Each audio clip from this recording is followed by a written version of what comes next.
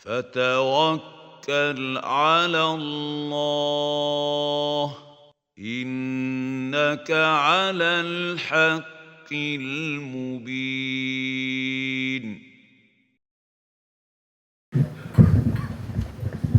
Ya, Ustaz, saya mau bertanya. Saya bekerja di perusahaan retail yang jual kayak sofa. Di perusahaan saya ini sekitar beberapa bulan terakhir pimpinan perusahaan saya itu menargetkan untuk menjual istilahnya semacam garansi pada barang. Meskipun saya secara pribadi bukan saya yang ditargetkan, cuma ada beberapa orang dari teman saya yang ditargetkan. Yang saya mau tanyakan, apakah dengan memang saya tidak ditargetkan, apakah dengan melihat keadaan teman saya yang ditargetkan, apakah saya juga ikut mendapat dosanya karena saya melihat keburukan dari diasuransikannya itu barang, karena setahu saya hukum asuransi pada barang itu tidak boleh. Apa tadi, garansi atau asuransi? Garansi.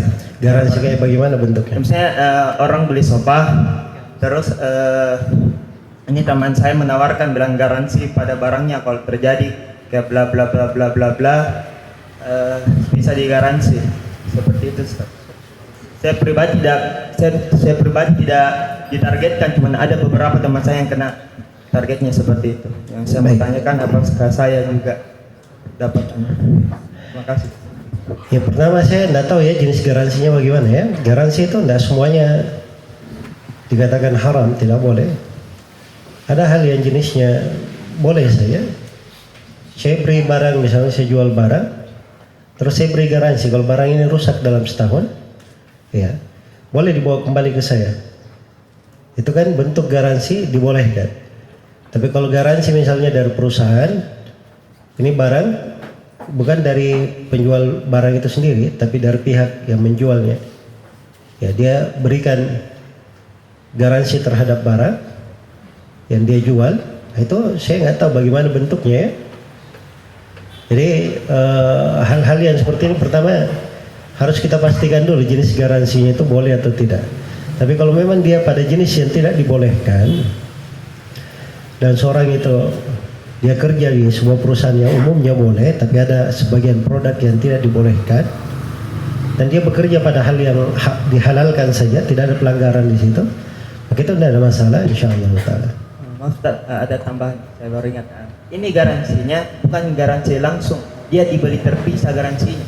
Diberi apa? Dibeli, misalnya garansi setahun 2 tahun itu dibeli, bukan garansi langsung untuk harga sofanya.